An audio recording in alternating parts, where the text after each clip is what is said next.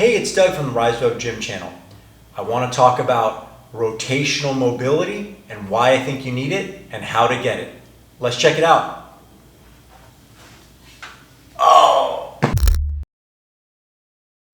As you figured out, rotational mobility is just being able to turn, and most of us are going to primarily focus on the upper body and the hips. Now, as we age, and I don't mean like old, I mean even students in school, we tend to stay more frontward. So let's say sitting in desks and doing schoolwork, or even as we continue and go on college and careers, we're sitting at desks typing, everything collapses forward. And all the movements we do tend to be right in front of us, and we're not really rotating. So when we rotate, we're gonna have some limitations. Now, the problem with not being able to rotate can lead to numerous things down the road. It might not affect you right away, but you can accumulate these types of imbalances and then cause problems. So one of the problems can be, just a general injury. So I kind of made fun of it in the intro, but I went to, how many times have you heard people, I went to turn and grab something and I hurt my back. So low back pain. You can have upper body pain. So if I'm pulled forward all the time and not practicing rotation or have limited rotation, a couple things can happen. I can have tight muscles here. I can have headaches because everything's pulling forward. I can also hurt my shoulder because my shoulder has to do more work because I can't turn my body and let my shoulder move freely. I can also inhibit my breathing. So everything's pulled forward and I'm not able to rotate, open up the lungs, get expanded here. That's going to cause some breathing issues for just general use walking up a flight of stairs or when you go to play sports. Now, let's say you are a weekend warrior. You're a desk jockey by day, weekend warrior, go out and play 18 holes with your buddies once a week. That rotational movement, if it's inhibited, might catch up to you. So you're not able to turn, so you're going to use more arm or more low back, and you can cause some injuries.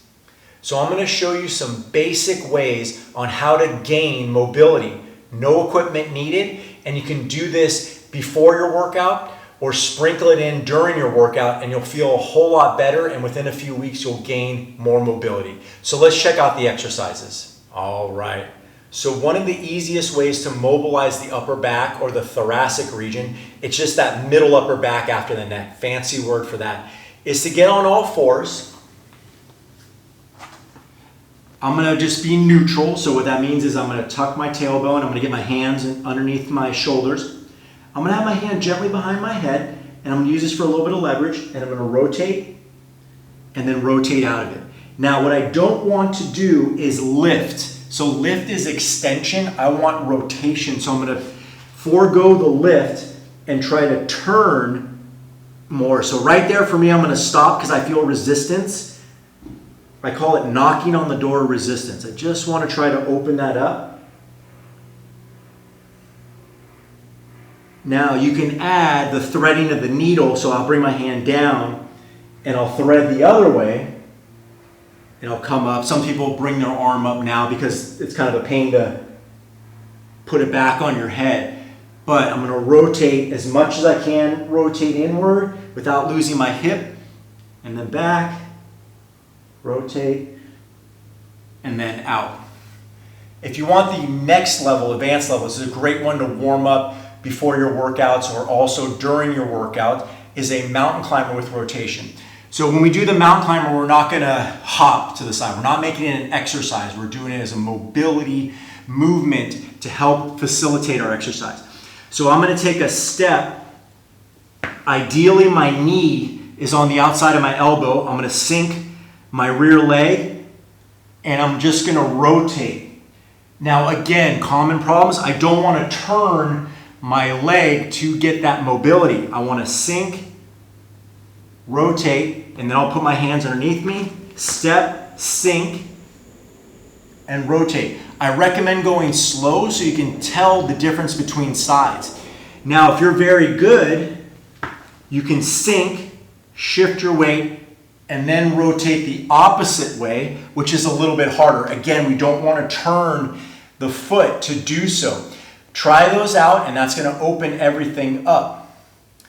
Now, we want to talk about the hips. So the hips, if they're not rotating, we can cause a lot of problems, especially in the sporting world. So imagine if you're playing golf there's a little bit of hip internal rotation as you're swinging through. If you are not able to rotate your hip or turn, it's going to go right through the knee. It's going to stop, then all that stress and energy is going to go through your knee and through your ankle.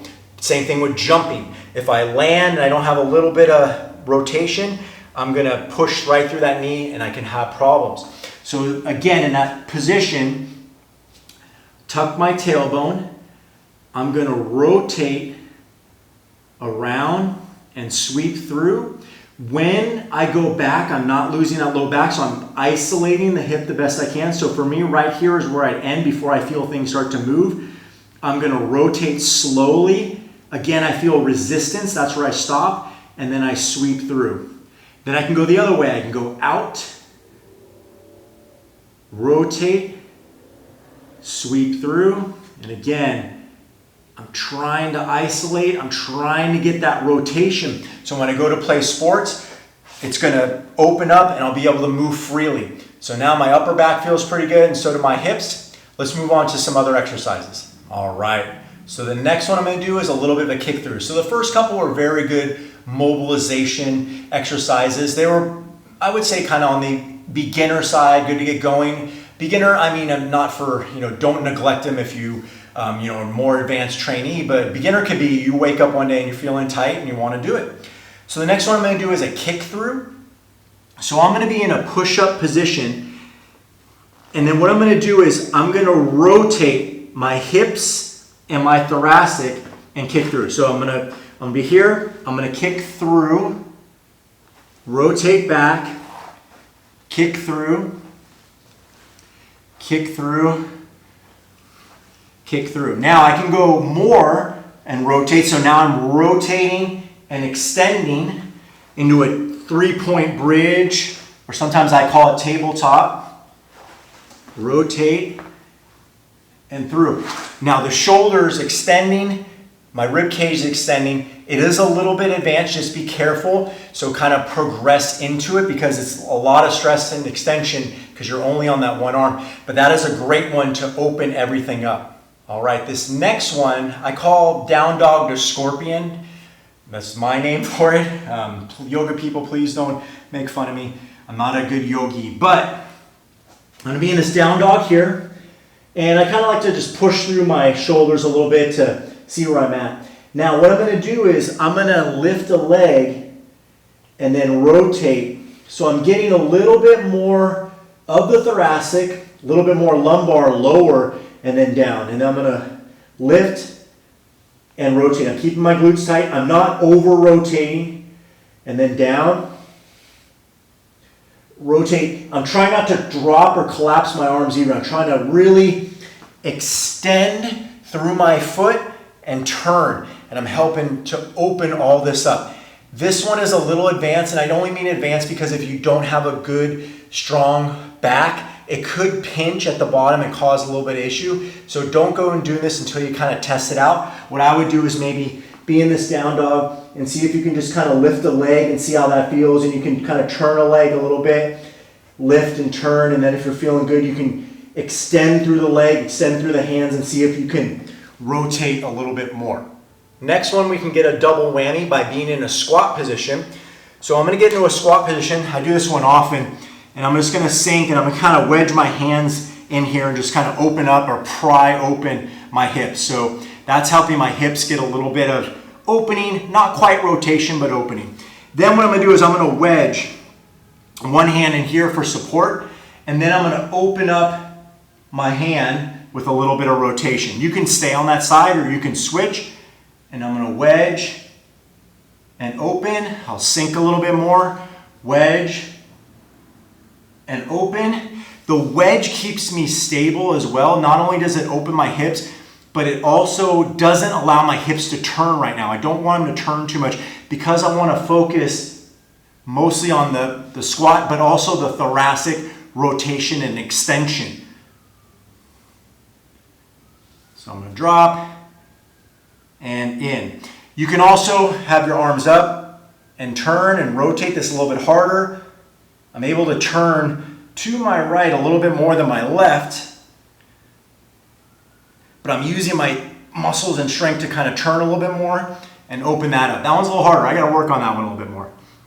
Lastly, for rotation of the hip, so we did the quadruped hip circles. We're going to do internal rotation. So you can kind of hang out here, and then what I'm going to do is I'm going to drop a knee inward and back, and then drop a knee inward and back. And you can alternate between that. And what that's going to do is going to teach the knee to rotate inward, which is usually tight on a lot of people, and then help get those hips to move. So when you go play sports, soccer, basketball, you're able to move really well, and you won't put a lot of stress through your knee and ankle. All right, I got one more for you, or two more, but two on the ground in the same position. Sideline is a great way to open the thoracic. Won't really get the hip too much. It'll kind of get the counter stretch of the hip, but we're going to mostly focus on the thoracic or upper body and shoulder with this one. So what I'm going to do is lay, I always forget which one it is. On my side, I'll go this way, I'm going to hold the top knee with this, and then I'm going to have my hand in front. What I'm going to do is I'm going to rotate my hand down so I can kind of keep contact with the ground, and I'm going to make a circle.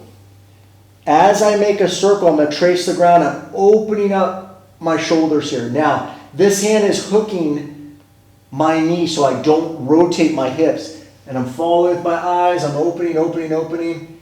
Right about there for me is where I feel good. I'm going to roll back, open up, follow with my eyes, pull this, counter pull.